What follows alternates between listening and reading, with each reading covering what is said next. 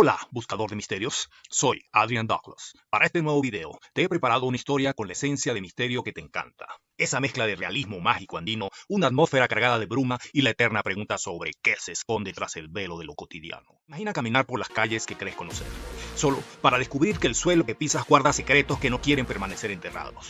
Esta no es solo la historia de un crimen, es el relato de cómo los muertos encuentran su propia voz a través de los vivos cuando la justicia decide mirar hacia otro lado. Mérida tiene una forma particular de envolverte en su silencio, especialmente cuando la neblina baja de la sierra y se arrastra por las avenidas como un manto frío que lo oculta todo. David era un hombre de rutinas, un mecánico de 30 y tantos años, cuyas manos siempre estaban manchadas de grasa y cuyo pensamiento rara vez se alejaba de lo práctico, de lo tangible. Todos los días su camino era el mismo, desde su hogar en la avenida Los Próceres hasta el taller donde trabajaba en la avenida 1. No necesitaba transporte, prefería caminar para despejar la mente, cruzando un enlace estrecho, un pasadizo que desciende hacia la ribera del río Albarregas. Ese lugar, rodeado de una maleza salvaje y desprovisto de construcciones urbanas, se siente como una grieta en la ciudad, un recordatorio de que la naturaleza sigue acechando bajo el asfalto. Aquella noche, sin embargo, el silencio del cañón se rompió. Al pasar por el puente, un sonido húmedo y entrecortado detuvo sus pasos. El llanto de una mujer, emanando desde lo más profundo del matorral. Era un eco apagado, cargado de una angustia que no parecía pertenecer a este mundo. David se quedó paralizado, con el corazón martillando contra sus costillas, mientras la oscuridad se cerraba sobre él. ¿Quién está ahí? ¿Quién está allí? ¿Necesitas ayuda? Gritó hacia la maleza, pero el llanto se extinguió instantáneamente, dejando tras de sí un vacío que calaba hasta los huesos. A la mañana siguiente, el cansancio no era el habitual de una jornada de trabajo. Era una pesadez que parecía nacer de su propia médula. David se sentía como si estuviera cargando con el peso de otra persona sobre sus hombros. En el taller, la precisión que lo caracterizaba se había esfumado. Dejaba una llave sobre el banco de trabajo y al girarse para tomarla, ya no estaba. Los tornillos desaparecían de su vista como si se los tragara el aire. Debo concentrarme más. Esto es solo un resfriado, se decía a sí mismo, tratando de ignorar la sensación de que alguien o algo estaba observando cada uno de sus movimientos desde los rincones oscuros del taller. Pero el frío no se iba con café ni con abrigos. Era un frío interno. Una señal de que algo se había pegado a él en aquel enlace maldito. Una presencia invisible que empezaba a manifestarse a través del caos en su entorno cotidiano. El viernes llegó con una tensión eléctrica en el aire. Eran casi las 9 de la noche cuando David volvió a enfrentar el camino del enlace. Esta vez, la maleza no solo susurró, sino que se agitó con violencia, como si un animal de gran tamaño se moviera entre el pasto alto. El hombre apretó el paso, convencido de que su mente le estaba jugando una mala pasada debido al estrés. Entonces, el mundo se detuvo. David. El susurro fue tan claro como si alguien le hubiera hablado directamente al oído. Una voz femenina, gélida y cargada de una urgencia desesperada. Se giró violentamente con los ojos desorbitados, buscando un rostro en la penumbra. ¿Quién es?, gritó con la voz quebrada. El silencio fue su única respuesta hasta que, unos metros más adelante, la voz volvió a rasgar el aire con más fuerza. ¡David! No esperó más. El miedo instintivo, ese que reside en la parte más antigua de nuestro cerebro, tomó el control y lo hizo correr como si su vida dependiera de ello, dejando atrás el eco de su propio nombre flotando sobre los borbollones del río Albarregas. El sábado amaneció con una luz pálida, pero el terror de David no se había disipado con el sol. Decidió cambiar su ruta, caminando por la acera opuesta del enlace, tratando de poner distancia entre él y aquel sector de la maleza. Al llegar a la avenida 1, frente a una casa de 2 pisos que siempre le había parecido ordinaria, algo lo obligó a mirar hacia el otro lado de la calle. Ahí estaba ella, una joven de no más de 19 años, con una mirada inexpresiva que parecía atravesar la realidad. No dijo nada, pero su dedo índice apuntaba con firmeza hacia la casa de 2 pisos. David sintió que el aire se volvía denso, incapaz de apartar la vista de aquella figura que no proyectaba sombra. Continuó hacia el taller con las piernas temblorosas, preguntándose si finalmente había perdido la cordura. A mediodía, el misterio cobró una nueva dimensión. David salió del taller para comprar unos repuestos, y al pasar por un puesto de verduras cercano, volvió a verla. La chica estaba allí, de pie junto a las cestas de frutas, señalando ahora al hombre que atendía el negocio. Un sujeto de apariencia común que pesaba hortalizas con indiferencia. La joven mantenía sus ojos fijos en David, una mirada vacía que cargaba con una tristeza infinita. Un escalofrío recorrió la espalda del mecánico. Ya no podía ser una coincidencia.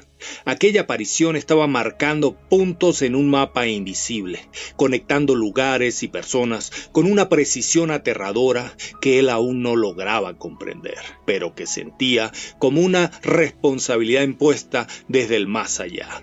Esa noche, el regreso a casa fue una pesadilla consciente. Al aproximarse al punto exacto del enlace donde todo comenzó, David intentó ignorar el entorno, pero el cañón tenía otros planes. Un silbido agudo, similar al viento pasando por una rendija, lo obligó a voltear hacia la profundidad de la vegetación. Entre sombras, vio un destello, una luz tenue pero constante que palpitaba rítmicamente entre los arbustos. ¿Era una invitación o una advertencia? David, con el corazón en la garganta, decidió no ceder al impulso de investigar en ese momento y siguió su camino. Pero la imagen de la luz quedó grabada en su retina como una quemadura. Esa noche, el sueño no trajo descanso, sino visiones de la chica llorando bajo la lluvia. El rostro del hombre de las hortalizas transformándose en algo monstruoso y la luz en la naturaleza convirtiéndose en una hoguera que lo consumía todo. El domingo, David se despertó con una angustia que no le permitía respirar. No, otra vez no. Sabía que no tenía paz hasta que siguiera las señales. Sin pensarlo mucho, se dirigió a la casa de 2 pisos que la aparición le había señalado. Al tocar el timbre, se sintió ridículo. Un hombre de ciencia y motores persiguiendo fantasmas. Sin embargo, cuando la puerta se abrió y apareció una anciana con el rostro surcado por el dolor, la realidad lo golpeó de frente. Con cautela, David describió a la joven que había visto. La mujer rompió en llanto antes de que él pudiera terminar. Era su nieta, Marilú, quien había desaparecido hacía 3 meses sin dejar rastro. David, incapaz de confesar que había visto a su fantasma, inventó una excusa sobre haber visto una foto en un cartel antiguo y se retiró, llevando consigo el peso de una verdad que quemaba. El lunes fue el día de la confrontación final. David no fue al taller, se dirigió directamente al enlace. Allí, bajo la luz cruda de la mañana, volvió a ver a Marilú. Esta vez no hubo dudas. Ella comenzó a caminar hacia el interior de la maleza, hacia el sitio exacto de los destellos nocturnos. David la siguió, llamándola por su nombre, ignorando los arañazos de las ramas en su piel. Al llegar a un claro, la chica simplemente se desvaneció en el aire frío. El lugar era un vertedero improvisado. El olor fétido de animales muertos y basura acumulada impregnaba el ambiente, pero bajo la capa de podredumbre, algo captó su atención. Un trozo de tela plástica roja que sobresalía de la tierra removida. Con las manos temblorosas, David comenzó a tirar de la tela. No era solo plástico, era una chaqueta impermeable. Al jalar con más fuerza, el horror se materializó ante sus ojos. Una mano blanca, preservada por el frío. emergió de la tierra como un grito mudo de auxilio. David retrocedió, tropezando con sus propios pasos, mientras la comprensión total de la tragedia lo inundaba. No perdió tiempo. Corrió hacia el puesto policial más cercano con la imagen de esa mano grabada en su mente. Luego volvió a la casa de la anciana. Necesitaba una última confirmación. ¿Cómo iba vestida Marilú el día que desapareció? Preguntó con voz ahogada. La abuela, con un hilo de voz, describió una chaqueta impermeable roja. No puede ser. Las piezas del rompecabezas encajaron con una violencia demoledora.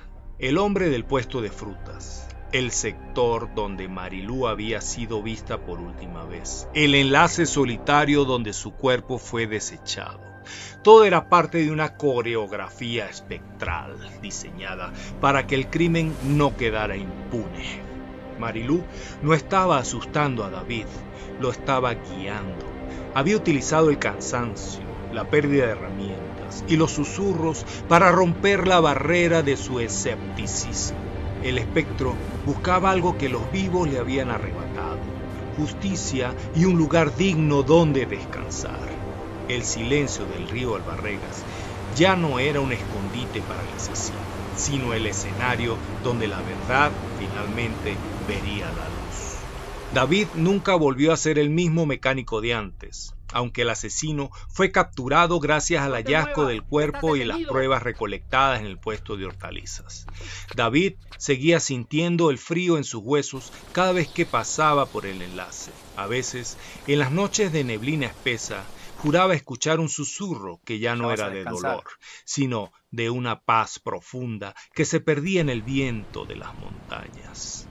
La ciudad de Mérida seguía su curso, con sus estudiantes y sus turistas, pero para él, la frontera entre lo que vemos y lo que nos observa se había vuelto delgada como un suspiro.